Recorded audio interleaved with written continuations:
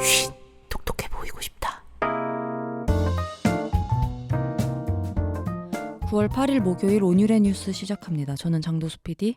저는 연PD입니다. 헤드라인 갑시다. 첫 번째 뉴스, 포항 쓸고 간 태풍 흰남노. 두 번째 뉴스, 국민의힘 정진석 오고 권성동 간다. 세 번째 뉴스, 이재명 기소대 김건희 특검. 추석 민심은 어디로? 네 번째 뉴스, 2022 추석 미리 보기. 다섯 번째 뉴스, 피겨 이규현 코치 10대 제자 성폭행 혐의. 여섯 번째 뉴스, 영국 여성 소수 인종이 이끈다. 마지막 뉴스, BTS도 군대. 국민 54%가 병역 특례 반대. 온유래 온유래 온유래. 자, 첫 번째 뉴스 갈게요. 포항 쓸고 간 흰남노. 태풍 흰남노 가장 많은 피해를 본 곳이 아마 경북 포항일 거야. 맞습니다. 일단 가장 많은 인명피해가 나왔고요. 포항에서 발생한 인명피해는 모두 10명입니다. 태풍으로 현재까지 9명이 숨졌고 1명이 실종 상태인 걸로 알고 있어. 근데 가장 사람들이 많이 아는 건 아마 그 아파트 단지 지하주차장에서 차를 빼러 오라고 안내방송이 나와서 차를 빼러 간 주민들 중에 7명이 사망을 했고 맞아. 뭐 다른 아파트 단지에서 1명 그리고 또 다른 아파트 단지에서 1명이 각각 숨진 채 발견이 됐다. 뭐 재산 피해도 크다고 해. 그 사유시설 피해액은 1조가 넘어가고 공공시설 피해액은 300억 원 정도가 있고 근데 아직은 피해 조사 초기 단계잖아. 본격적으로 조사를 시작하면 피해 금액은 더 늘어갈 거다. 그래서 윤석열 대통령은 경북 포항시하고 경주시를 특별 재난 지역으로 선포했다. 아우 추석이 아니겠어.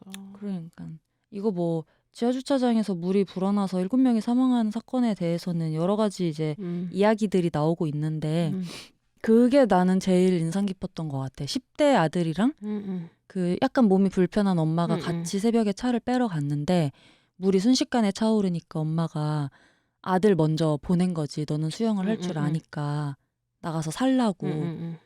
그래서 아들은 이제 헤엄쳐서 가고 엄마는 거의 포기 자포자기 상태로 배수관 위에 그냥 매달려 있었는데 정말 아이러니하게도 어머니는 그게 에어포켓이 돼서 살아남으셨고 아들은 심정지 상태로 발견이 됐다.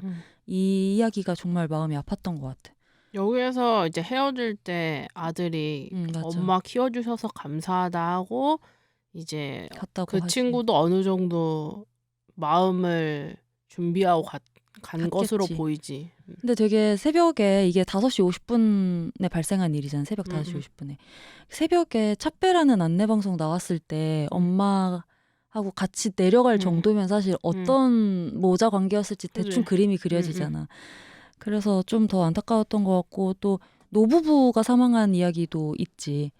그 차 빼러 노부부가 함께 나갔는데 두 분이 같이 사망을 해가지고 너무 안타깝고 마음이 아픈 것 같고 삼가 고인의 명복을 빕니다. 근데 이거 책임이 어디에 있냐 이 얘기 나올 수밖에 없거든. 왜냐면 사실 자동차가 좀 상하더라도 사람들이 내려가지 않았으면 인명피해는 안 났을 수 있는 거잖아. 그렇지. 근데 소방당국은 침수 원인을 아파트 앞에 있는 하천이 범람하면서 물이 급격하게 아파트 쪽으로 들어왔고 그 결과 지하주차장이 잠겼다 이거야. 그래서 관리소장은 엄청난 부담감을 지금 호소하고 있는데 그렇지. 오전 5시 20분쯤에 지하주차장에도 물이 찰 수 있으니 차량을 지상으로 옮기세요라고 안내방송을 했고 5시 20분부터 5시 50분까지 지속적으로 안내방송을 했다. 근데 5시 50분에 아파트 인근 하천이 넘쳤고 지하주차장이 다 잠기는 데는 10분밖에 안 걸렸대. 그러니까 이 사이에 벌어진 일인 거야 이게. 근데 이제 관리소장 말로는 방송할 때는 괜찮았다. 지하주차장에 배수펌프도 있고 모래사장도 잘 돼 있고 해가지고 침수될 위험은 없다고 보고 자기들은 방송을 한 거다. 물 들어오는데 차를 왜 빼라고 하겠냐고 내가 바보냐 이런 식으로 말씀을 하셨다고 억울하다고 하셨다고 합니다. 근데 저는 이분도 괴로울 것 같아요.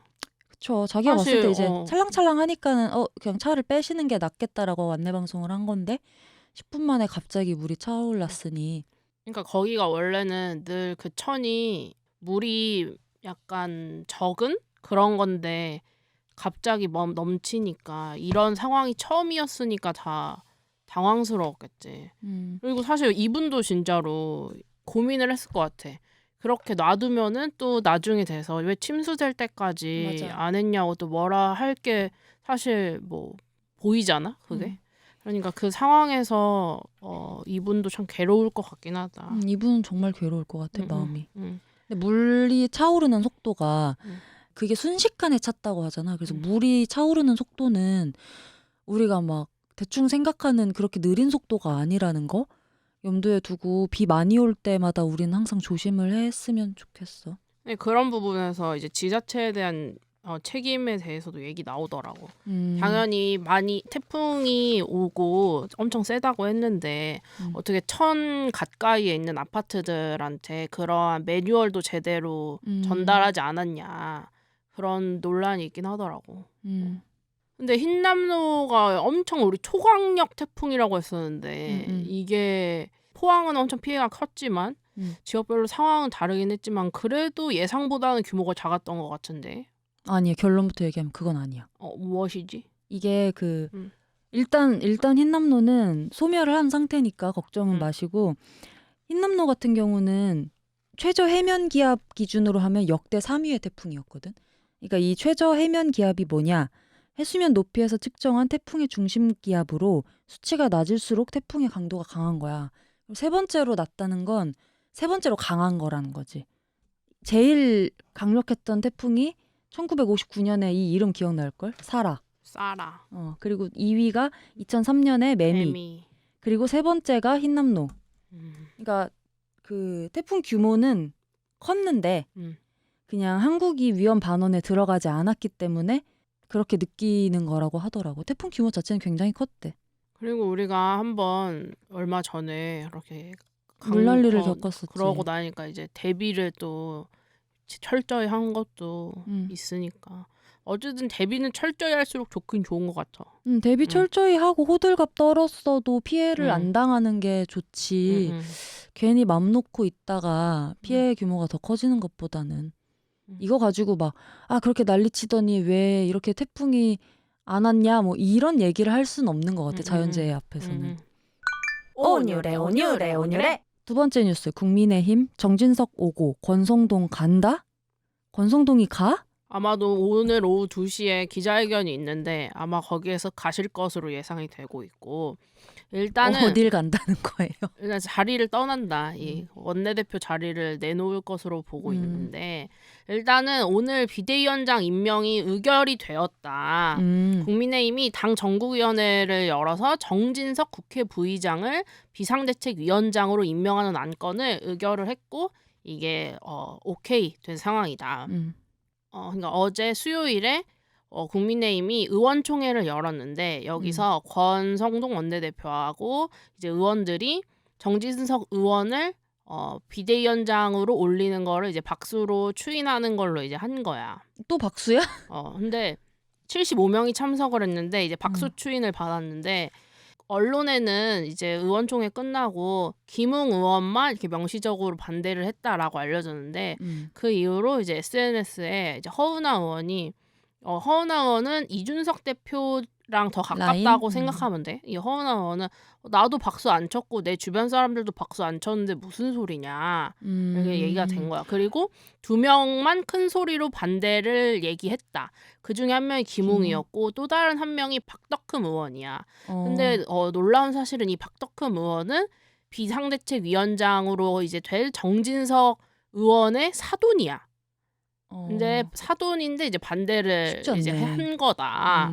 뭐 둘 사이에 사이에. 추석을 앞두고 이제 가족끼리 이제 화합을 못했다 이런 얘기가 이제 뒤로 나오고 있다. 근데 정진석이라는 이름 되게 많이 들어본 것 같긴 한데 이 사람 누구야? 일단 우리가 이 사람을 가장 최근에 들었던 거는 우리가 육모방망이 이야기했을 때 이준석이 육모방망이 이야기를 할 때 나왔던 맞아. 사람이 정진석이다. 그때 되게 최고참이라고 우리가 맞아. 소개했던 것 같은데. 실제로 당내 현역 중에서 최다선이고 5선 의원이야. 5번을 했고 지금은 국회 부의장이야. 부의장. 20년을 하신 거네.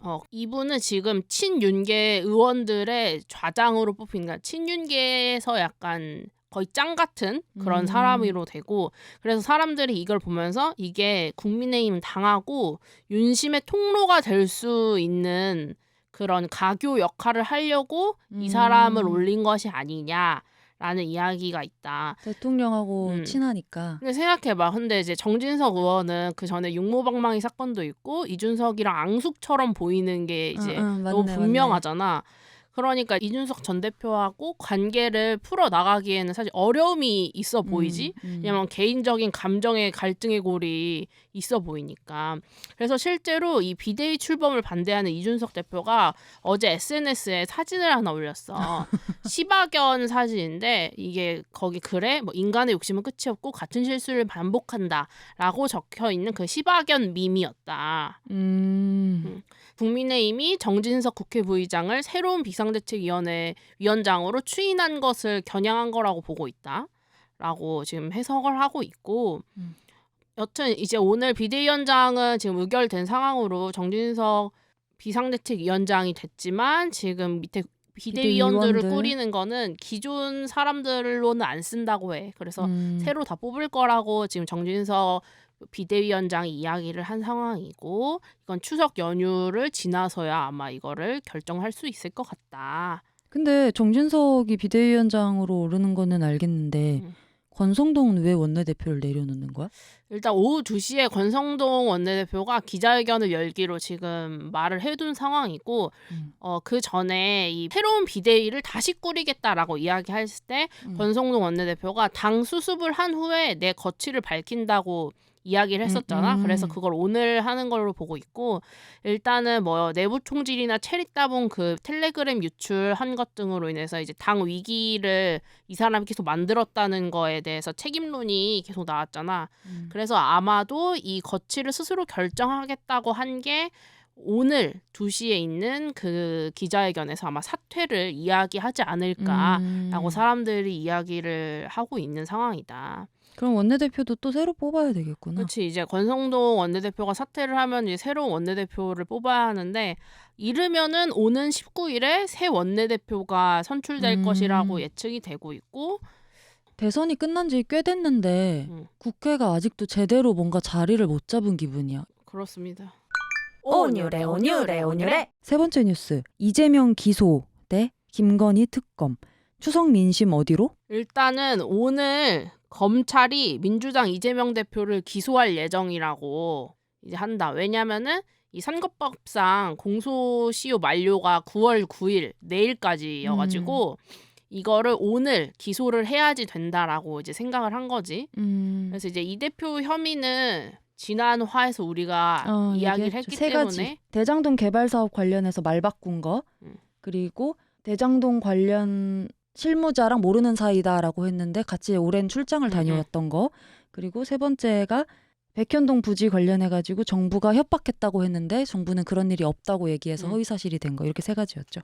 지금 검찰이 경기도청을 압수수색을 했었는데 이제 거기에서 성남시장 시절에 김문기, 그냥 돌아가신 그 김문기 전 성남도시개발공사 개발 1처장 등으로부터 직접 이 대면 보고를 받은 정황들이 포착이 됐고 하위 그러면은 이 사람 몰랐다고 얘기했던 두 번째 혐의가 그렇지. 의심스러워지는 거. 그런 게 계속 나오고 있고 그리고 또 어제 이재명 당대표의 배우자인 김혜경 씨가 어제 오후 검찰에 출석해서 법인카드 유용 의혹 검찰 출석해서 조사를 받고 2시간 40분 만에 조사를 마치고 귀가를 했다고 한다. 그러니까 이건 별건인 거지. 이재명 다르게. 허위사실이랑. 난리네. 근데 이재명의 그런 발언? 허위사실 유포에 대해서 민주당 입장은 뭐야?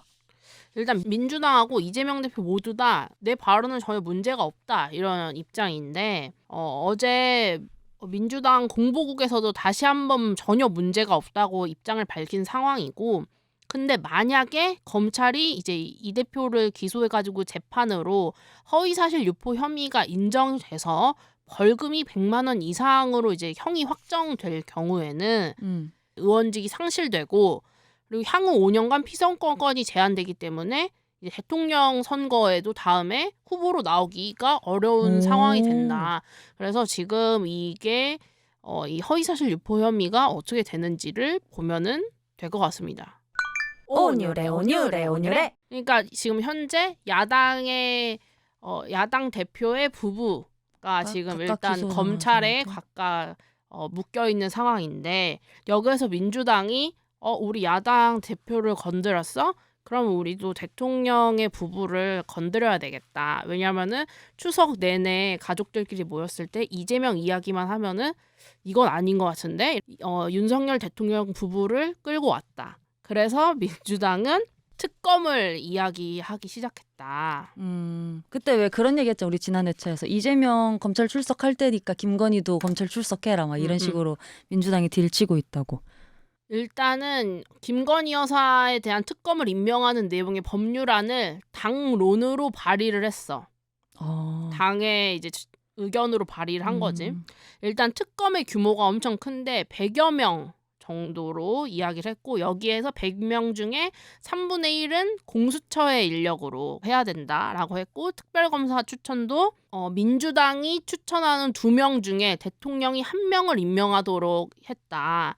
그러니까 왜 여기서 민주당이 추천하냐? 그러니까 야당이 추천을 해야 된다. 왜냐하면 대통령이 포함된 여당에서 이 추천을 하면은 이해충돌 우려가 있다고 하면서 대통령이 속한 국민의힘은 아웃시킨 거다라고 보면 된다. 근데 잠깐만 다시 김건희 여사의 혐의가 뭐지? 민주당이 발의한 특검 내용 중에서는 김건희 여사에 대해서는 1번 도이치모터스 주가 조작을 한 거 아니야? 라는 게 1번이고 두 번째는 김건희 여사 이거 학력 위조하지 않았어? 이거 있고 세 번째는 전시회를 열면서 그러니까 김건희 여사가 전시회를 열면서 기업으로부터 뇌물성 후원을 받은 거 아니야? 라는 총 이렇게 세 과거에? 가지로 세 가지로 크게 열고 잡고 있고 그리고 또 어제 김 여사의 그 귀금속 있지 거의 그 1억 원어치 1억 원어치 귀금속. 그거와 관련해서는 윤석열 대통령을 고발을 했는데 김 여사가 1억 400만 원에 달하는 고가의 귀금속을 착용했는데 이거를 재산 신고에서 누락했다 이런 의혹이 있었잖아. 그럼 또 공직선거법상 허위사실 유포가 되는구나. 그치. 공직선거법상 허위사실 유포 혐의는 지금 이재명 당대표도 받고 있는 거잖아. 그치. 그러니까 이걸 똑같이 맞불로 놓은 거지. 근데 이게 특검이 가능한 얘기야? 아니면 그냥 뜬구름 잡는 얘기야? 특검을 하는 거는 사실 어려운 문제가 많다. 일단 특검법의 경우에는 국회 본회의를 통과하기 전에 법제사법위원회를 통과해야 된단 말이야. 법사위를 그때 통과해야 돼. 상임위 중에 짱짱맨이라 한 거? 만약에 법사위를 통과해서 본회의에 가잖아? 그럼 민주당이 과반이잖아. 그럼 특검법이 통과되겠지 아마? 그치 본회의에서는 통과될 거 같아. 법사위를 통과해야 본회의에 가는 거잖아. 근데 중요한 거는 이 지금 법사위원장이 국민의힘에서 맡고 있잖아. 맞네. 김도 법사위원장이 있으니까 아마 이 법사위원장 필두로 국민의힘에서는 이 특검법을 통과하는 걸 결사 반대하겠지? 근데 그 옛날에 그런 거 있지 않았어? 패스트트랙이라고 해가지고 바로 올려버리는 건도 있지 않았어? 그렇지. 패스트트랙도 있는데 이것도 사실은 지금 어려움이 닥친 게 뭐냐면은 일단 법제사법위원회 그러니까 법사위 제적의 5분의 3인 11명의 동의를 받아야지 이 패스트트랙이 처리가 되는 거란 말이야. 근데 중요한 거는 지금 법사위에 11명이 돼야 되는데 여기에 민주당 소속이 10명이 있어. 그럼 1명이 부족하잖아. 그러네. 그럼 여기에서 나머지는 다 국민의힘이 일단 있고 여기서 야당이라고 볼 수 있는 거 시대전환에 조정훈 의원이 있는데 이 사람의 협조가 필요한데 조정훈 의원이 협조를 해줄지 안 해줄지 잘 모르겠어. 그리고 사실은 포섭이 쉽지 않을 걸로 보이는데 왜냐면은 그 전에 민주당이 검수완박을 추진했을 당시에 이 조 의원이 반대한 이력이 있기 때문에 이것도 어려워 보인다. 그냥 이거 말고도 국회의장이 안건을 직권 상정하는 방법도 있어. 그러니까 국회의장이 어쨌든 짱이잖아. 국회 내에서는 지금. 그 사람이 직권 상정을 해가지고 김진표 의장이 이걸 해줄 수도 있는데 이거를 해줄지 안 해줄지도 사실 미지수지. 근데 어쨌든 이 세 가지를 통해서 이제 여차저차해서 법안이 국회 문턱을 넘었어. 근데 중요한 건 최종 보스몹이 또 남아있어. 또? 왜냐하면 그 당사자인 윤 대통령이 거부권을 행사할 수 있단 말이야. 그러면 이게 윤 대통령이 거부권을 행사하잖아? 그럼 이 법안이 다시 국회로 돌아와. 뭐야? 거기서 다시 돌아와. 그리고 이렇게 되면 어떻게 되냐? 그럼 본회의에 참석한 인원의 5분의 3의 동의가 있어야지 아우, 법안 복잡하다, 시행이 복잡해. 가능하다. 아무튼 당장은 어쨌든 어려워 보인다. 어쨌든 엄청 어려워 보이잖아. 응. 그런데 민주당이 우리보다 이거 더 잘할 것 같은데 이거 왜 특검을 추진했냐. 그러니까. 앞에서도 말했지만 아, 추석 밥상머리에서 피의자 이재명만 두면은 이게 뗄감이 너무 이재명만 돋보이니까 여기에서 김건희, 윤석열을 같이 넣어야 되겠다라고 아. 생각을 한 거지. 뗄감으로 일단 넣는 거구나. 응, 불이 붙을지 안 붙을지 모르겠으나. 그렇지. 그리고 사실 윤 대통령을 고발했었잖아. 그 기금석 건으로. 근데 이것도 사실 대통령은 원래 재직 중에는 형사상 소출을 받지 않아가지고 이게 당장 이걸 할 수가 없대. 아 근데 근데 이 와중에 김건희 여사 논문 교수단체가 모여서 다시 검증했는데 김건희 여사 논문 표절이 맞다는 주장이 나왔다며. 일단 얼마 전에 이 김건희 여사가 국민대에서 논문을 통과돼가지고 받은 게 있거든. 근데 여기에 대해서 국민대가 이건 표절이 아니라고 결론을 내렸어. 근데 여기에 대해서 14개 대학 교수 단체가 모인 범학계 국민검증단이 있는데 여기에서는 표절이 맞다고 결론을 내린 거야. 이 범학계 국민검증단에서는 논문 전체의 문장을 하나하나 뜯어봤다. 그런데 여중에서 4분의 1이 베낀 거더라. 뭘 베꼈을까? 그러니까 실제로 그냥 갖다 쓴 것도 있고, 그러니까 뭐 출처 표시 없이 갖다 쓴 것도 있고, 뭐 블로그에서 다 긁어온 것도 있고, 블로그가 논문이 됐구나. 블로그에서 긁어온 것도 있고, 또 한 점집 사주 홈페이지 같은 데에서 그대로 가져온 것도 있고, 그러니까 이런 식으로 엄청 짜깁기가 많이 되고 그냥 복붙한 것도 있고 너무 많더라. 김건희 여사가 박사 논문 올린 거에서 860개 문장 중에선 220문장이 출처 없이 베껴져 있더라라고 이야기를 했고, 반대로 국민대는 그 전에 표절률이 12에서 17%라고밖에 안 했었단 말이야. 사실 860개 중에 220이면은 4분의 1이잖아. 근데 12, 17은 4분의 1이 안 되지? 그러니까 여기에 대해서 이 검증단에서는 국민대 검증보고서하고 제조사위원회의 명단을 공개해야 한다라고 이야기하고 있는데 아직 국민대는 대답이 없는 상황이다. 난리. 온유래. 다음 뉴스 갈게요. 2022년 추석 미리 보기. 교통부터 미리 봐줘. 이번 추석 때 차가 얼마나 막힐 거래? 역대급이란 소리 있던데? 일단은 고향으로 갈 때 제일 막히는 날은 9일 오전이라고 보고 있다. 9일 오전이면? 금요일 오전으로 보고 있고 내일 오전이구나. 그러니까 서울로 올라오는 귀경길에서는 11일, 12일에 오후가 가장 혼잡할 것으로 보고 있다. 일요일, 월요일 오후. 일월 오후로 가장 혼잡할 것으로 보고 있고, 오늘 목요일부터 월요일까지 12일까지 국토교통부는 추석 연휴 특별교통 대책 기간으로 정했고 한국교통연구원은 이 기간 동안에 총 3,017만 명이 옮겨 다닐 것으로 보고 있다. 진짜? 3천만 명 이상이? 하루 평균에 603만 명이 이동할 것으로 예상을 하고 있는데 하긴 근데 여태까지 코로나 때문에 잘 못 가긴 했을 거야. 그래서 결정을 교통량 하셔야지. 분산하려고 고속도로하고 국도 일부 구간도 개통을 시켰고 승용차 전용 임시 갓길 차로도 운영을 할 계획이다. 그리고 또 추석 연휴 동안에는요 고속도로 통행료도 면제됩니다. 근데 중요한 거는 8일 목요일에는 안 돼.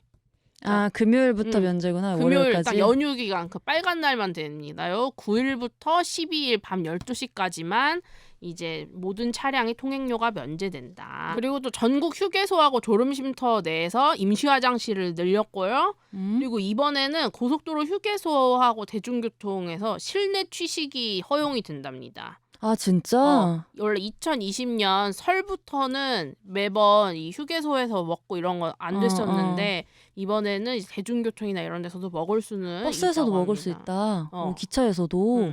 그러니까 뭐 먹을 때만 잠깐 내려야 되겠죠. 계속 내리고 있으면 안 되겠죠. 그리고 고속도로 휴게소 9곳에서 임시선별검사소 한시적으로 운영하니까요. 의심되시는 분들은 가셔가지고 검사 받으시면 무료로 받을 수 있다고 합니다요. 또 있어? 또 있는데요. 또 추석에 아프면 어떡합니까? 맞아. 추석에 갑자기 다 아프면은 올스톱 될 것 같아서 걱정돼. 추석에 아프면 너무 슬프죠.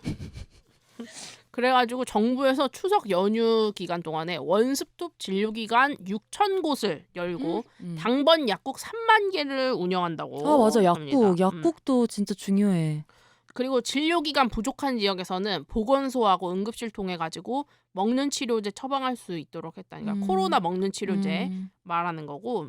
당번 약국이 추석 당일 최소 3,500개 등을 운영할 거라고 하니까요. 주변에서 네이버 지도 찾아가지고 가시면 좋을 것 같습니다.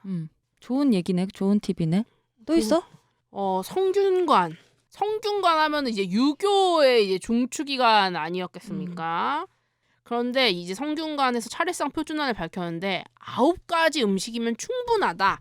저는 안 붙여도 된다라는 지침을 발표했다. 첫 줄에는 밤, 사과, 배, 감 이렇게 과실 4개를 자리 잡혔고 두 번째 줄에는 나물, 구이, 김치 그리고 세 번째 줄에는 술하고 송편 이렇게 해서 총 9개만 하면 된다. 그리고 위원회에서는 여기에서 가족들이 굳이 원하면은 육류하고 생선, 떡을 추가로 올리면 된다. 그럼 뭐 그 뭐지 이거?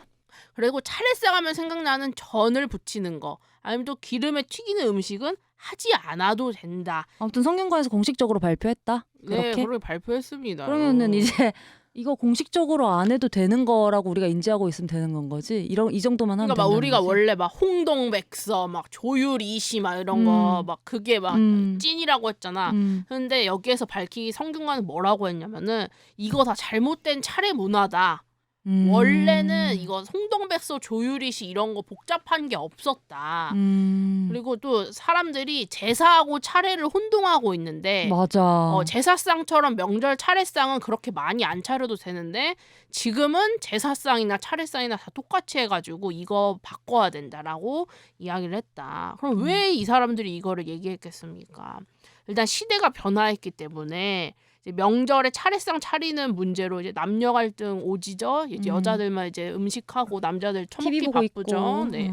그리고 또 세대 갈등도 있잖아. 왜냐 젊은 층들은 안 하고 싶잖아, 솔직히. 그리고 자기 많이 평생 안 한 사람도 많을걸? 그래. 근데 갑자기 결혼해서 해야 된다고 하니까. 그냥 그런 이제 갈등들이 계속 생기니까.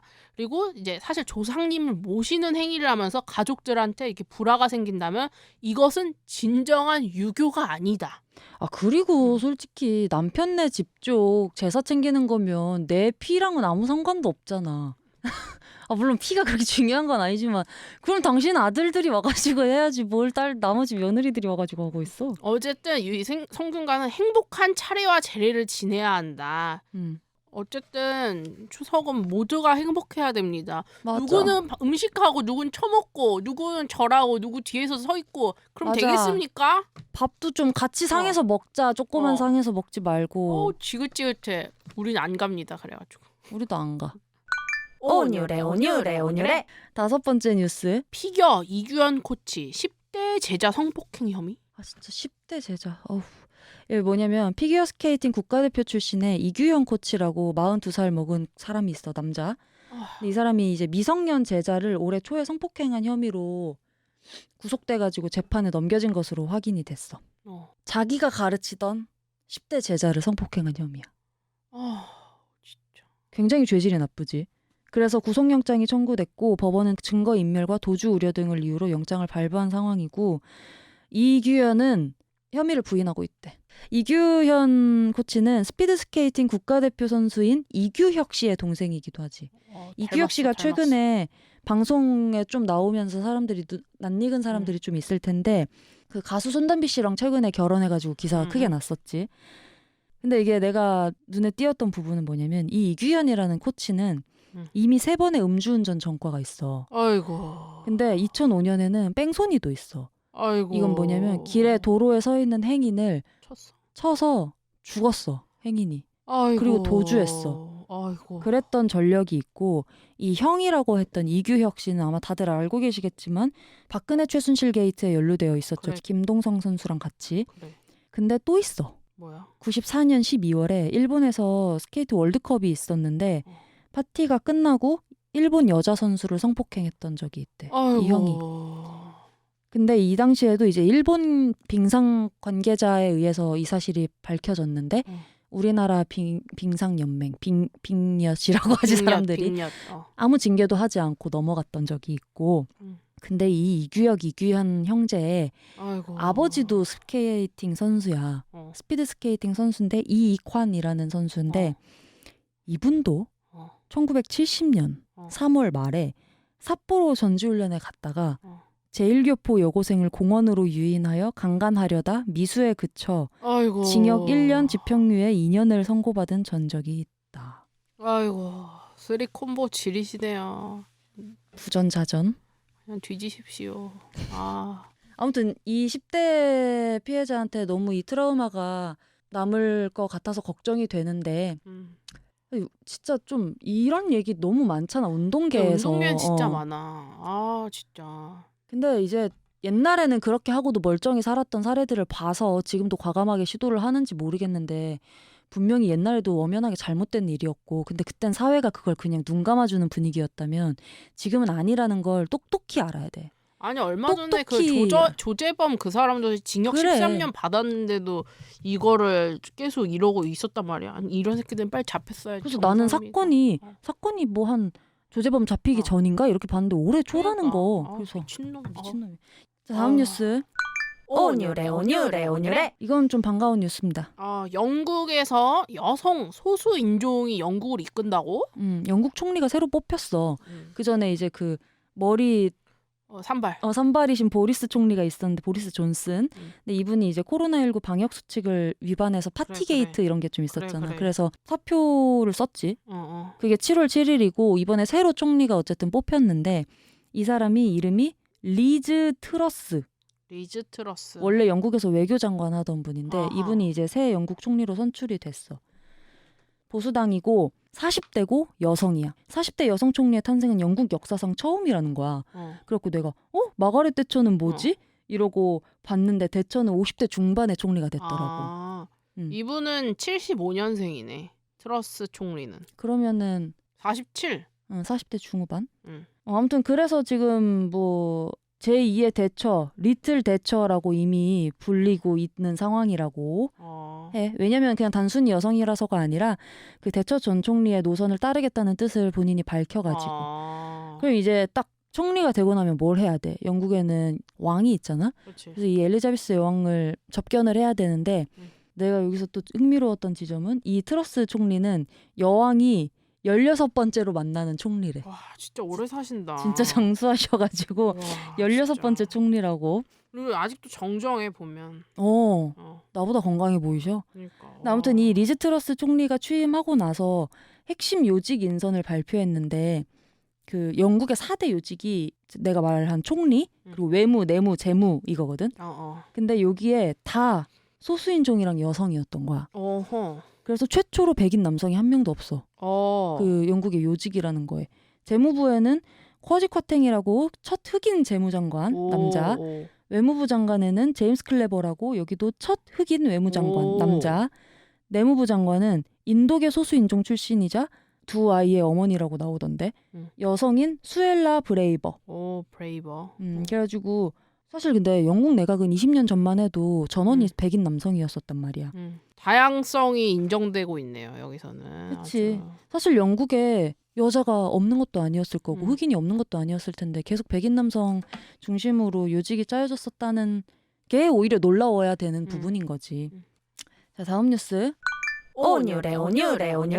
BTS도 군대 갑니까요? 국민 54%가 병역 특례를 반대했다.